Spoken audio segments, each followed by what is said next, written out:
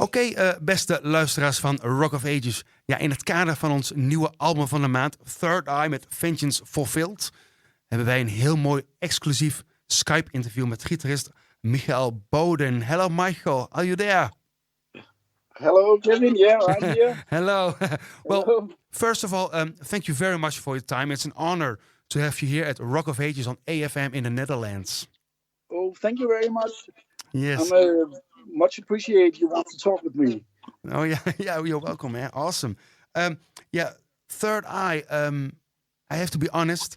A couple months ago, I've never heard about Third Eye, but it was Henk from Delden from No Dust Records who introduced me to your music. He says you have to listen to this band. This is awesome. And since then, I'm hooked on Third Eye. Amazing. Cool. Yeah. Yeah. So it's. I can understand why you didn't hear of us. It's been a long time since we made an album. So yes. So you're excused. No problem. Phew. Yeah. Can you tell us a little bit about yourself as a guitar player, where it all started? Oh yeah, I've been playing in bands since I was 15 years old in a lot of different Danish bands.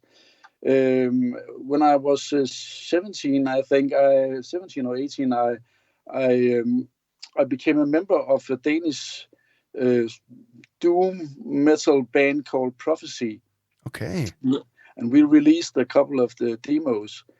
Then we found out there was another band called Prophecy, and we changed the name to Prophets of Doom. In '89, we released our debut album with the Prophets of Doom, and after that, we once again changed the name to Northern Empire, and made some demos with that band too. Mm-hmm. We made a full-length album in '92, I think it was, but it was never released. But who knows? Oh. But did you a lot of shows back then inside Denmark or outside of the country? Only in Denmark. Yeah, only Denmark. We played a lot of shows. Yeah, in Denmark in that time. Metal was beginning to be very popular at that time in the '80s. So we played a lot of gigs, I will say. Yeah, awesome, festivals, man. Yeah, that's good. Yeah. And Third Eye. Progressive band. When I heard it for the first time, I was mentioning bands like Beyond Twilight or Ark or Symphony X. Can you find it in there? Yeah. Of course. We on our debut album we had Finn Schiller, the keyboard player and the maker of Beyond Twilight. Oh, He's really? a friend of mine, and he played on a couple of songs on the first album. Mm-hmm. And that kind of keyboard style I adopted myself. I'm not a skilled keyboard player as Finn is, but I adopted the sound of Finn because I think it fitted the music very well. So I tried to make something similar on the new album. Yeah. But the first album, Reprise for Disaster, how come that is so that nobody knows the album? Because I was at Henk van Delden, his store, at No Dust Records store, and he said, I have a CD for you. You probably missed the CD because the cover is dark, and you have to check this out. So, and it was never on the radar. How come? I think two things. One thing was the cover was miscolored. It looked real good on the computer when we saw it. Yeah. But the print was too dark. Yeah, too dark. Yeah. Yeah. And the second thing that we ended up in a label called Escape, English label. He was very hooked to sign us at the first, but after a couple of months, we received a lot of good reviews on that album, the owner of Escape, he wrote us and said, "I don't know what to do about this album. It's there is no good reviews." So we were like, "What? Yeah, how come? Yeah. And then he wanted to cancel the deal. Oh, that's a bummer, man. Yeah. So, but So that was one big bummer, and the next bad thing that happened to us was our former singer Per Johansen he got a lot of health problems, and we had to cancel all the shows we had with Third Eye. So we only played few gigs. And that was the next thing that shut the business down. Yeah, so you were actually a little bit of a dead end, actually. Yeah, exactly. Yeah, so because it's been like 13 years for the second record. So what did you in between all those years? Well, many things happened, but in 2012, 2 years after the release, and we have no gigs, I was asked to join the Danish prog metal band, Anubis Gate. Yeah, nice band. Yeah, I know them.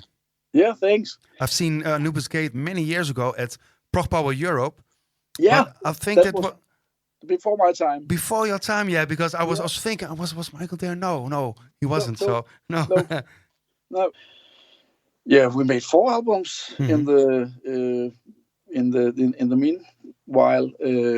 So I haven't been totally stuck with nothing. Phew. Yeah. So, but now, and we worked, of course, of the Third Eye album in the meanwhile. Yeah. So Third Eye is actually reformed again, actually. Yeah, we never stopped. No. We you can say when so many years went by and nothing really happens, then only the real strong ones survive. Yeah. And I was lucky to have Andreas, our bass player, and Martin, our drummer, that stuck with me in all those years and kept the spirit, even though it was many years. An old friend of mine, Jonas, who joined as our other lead guitarist, and he's a skilled musician and have a real many good ideas for the next album. Yes. So and when did you really started writing and recording for the new album? Yeah, when we started it. Yeah. Yeah, we started writing already at when Recipe was released. Okay.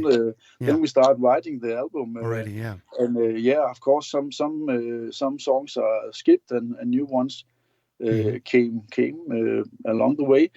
But we recorded the drums in 2015, I think. Okay. So it's many years ago. Yeah.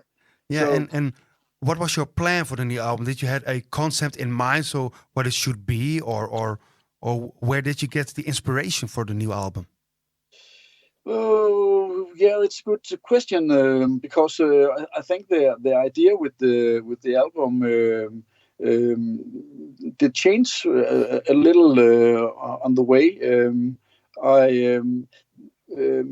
I wanted to do some more longer songs on this one.